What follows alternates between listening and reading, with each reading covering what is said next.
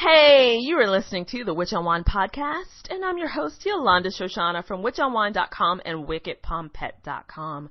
Thank you so much for tuning in. It's a lazy Sunday. I am sipping rosé and working on my wine astrology and watching like True Detective and all that good stuff, and knew it was time to put out a podcast because it's been a while.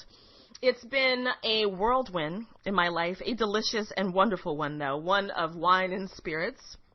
The wine and spirit world has been keeping me busy, but I'm happy to be back to be able to podcast and bring you more delicious guests, which I promise will be here soon. And so if you've been following me, you know that I went to Spain. I went to Spain at the beginning of this month for about a week, and it was wonderful. I learned a lot about Spanish food, wine, and the culture, and tried lots of cava.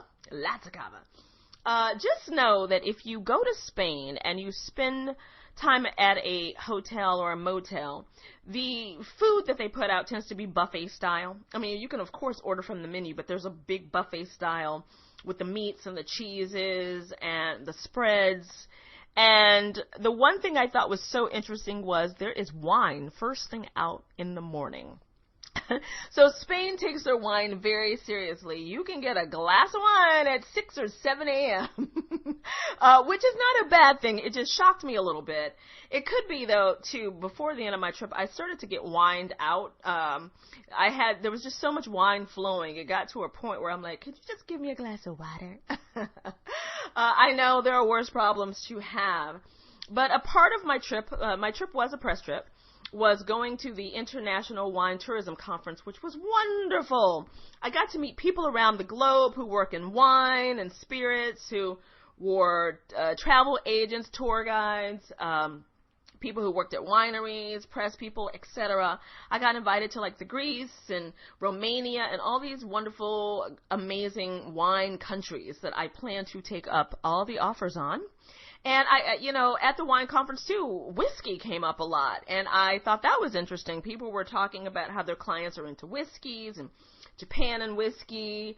So no, I will be talking more about whiskey as well because I am a girl who does like a glass of bourbon, I have to say, and hopefully I'll get to go to Louisville and do some of that. So it's been just wonderful. And I'm bringing up Spain because this episode is really a review of wine, 2 wines that are Spanish wines. And I just wanted to tell you a little bit more about them and just give you the info.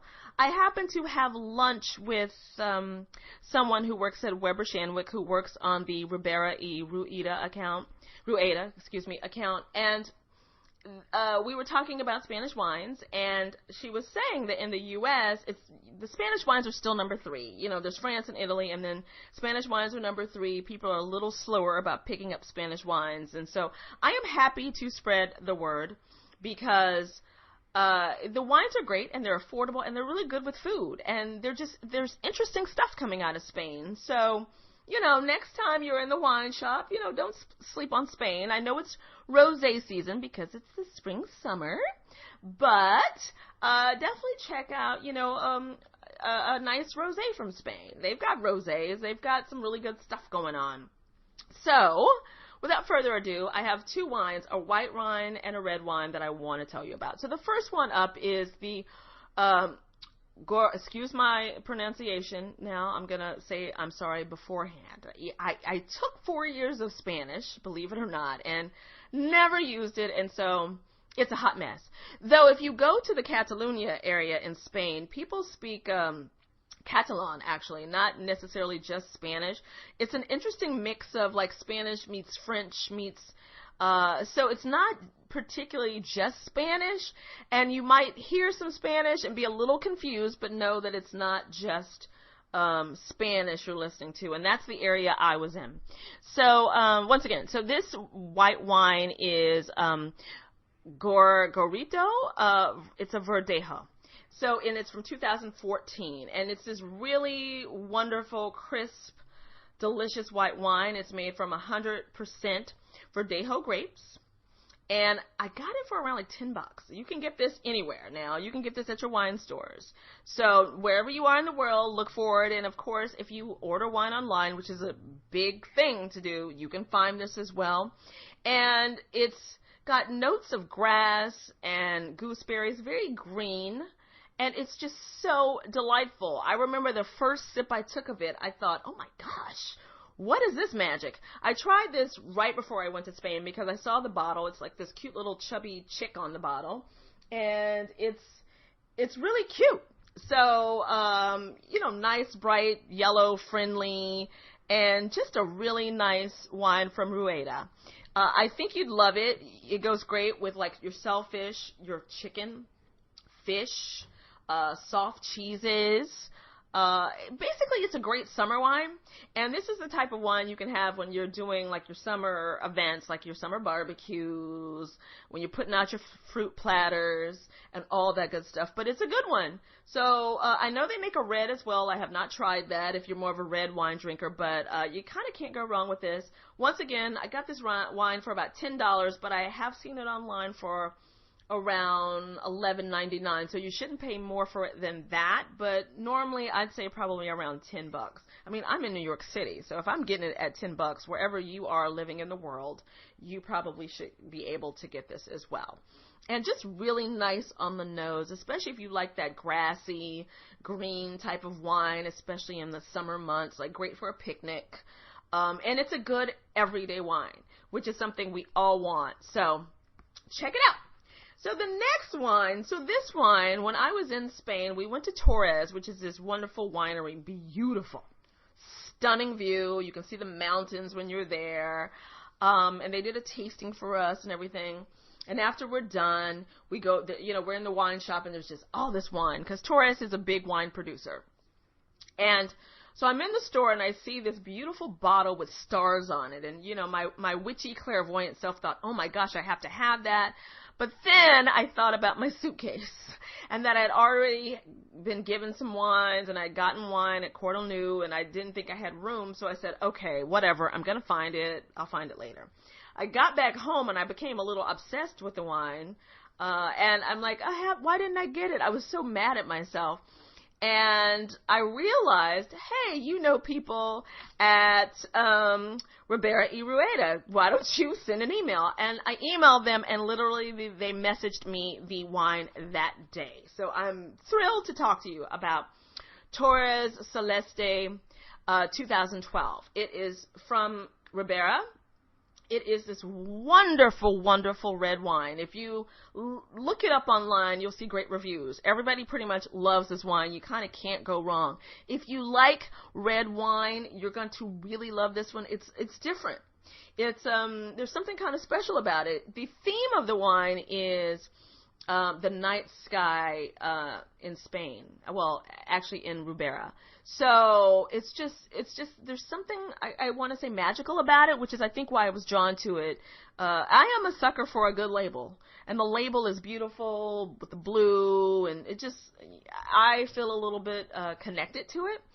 But it's got notes of blueberries, blackberries, and toasted and spicy notes. Think pink peppercorn. I say have it with meat.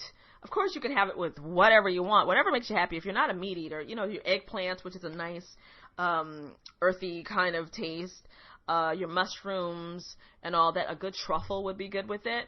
But great with your meats, your steaks, your burgers, and all that. It's just such a good wine. It's solid. Really solid. I want to say it's around $20. So that's about how much you'll pay for it. I'd say it's more of a special wine than an everyday wine, though of course you can drink it every day, but if you're trying to impress, or if you're trying to have a romantic dinner, or, just a nice special occasion, this is the go-to Spanish wine. Like, put it on your list. Definitely a must-try. Once again, it's a little different, and but I think you're going to really, really love it. Just nice on the palate. So those are two wines that I think you really would like if you're in the store and you're looking. Once again, the first one was the white wine, and it's the Gorgorito Verdejo 2014 from Rueda. And it's made by the Copa Boca Bodegas Copaboca is who makes it, but on the label it's really Gorgorito Verdejo. So that's what you should look for, because the winery is a little bit lower, or it's behind the bottle actually. So it might be hard for you to see that part. And last but not least is the Torres Celeste 2012, which is just this wonderful, vibrant, sexy, deep red wine, and it's just delicious. Well, both of them are. So don't sleep on Spanish wines is basically what I wanted to say, because there's some real magic going on in Spain, and everybody's just so passionate. All the winemakers I met, they're so passionate, and they want you to try their wines, and there's just lots of love in the winemaking in that area. And, if you have a chance to go to Spain, definitely go. I was on the coast. But, there's lots of areas to explore. There's the Ribera y Rueda region, which I'd love to go to as well. I'm sure it's stunning. But, Catalonia is great, especially if you love sparkling wine. And I'll be writing more about my trip and sharing photos and talking to you more about cava. For those of you, once again, if you like that champagne or Prosecco, don't sleep on cava. Just a magic. So I'll be doing more reviews on the podcast, because sometimes it's easier to just listen to something than read. If you're like me, you like listening to stuff from once in a while, and I like sharing with you in this forum. So thank you so much for tuning in. Keep drinking good wine and exploring wine and your whiskeys, your scotches, your spirits, your cognacs, and all that good stuff. There's so many people making such beautiful stuff for the bottle these days. It's hard to keep up, right?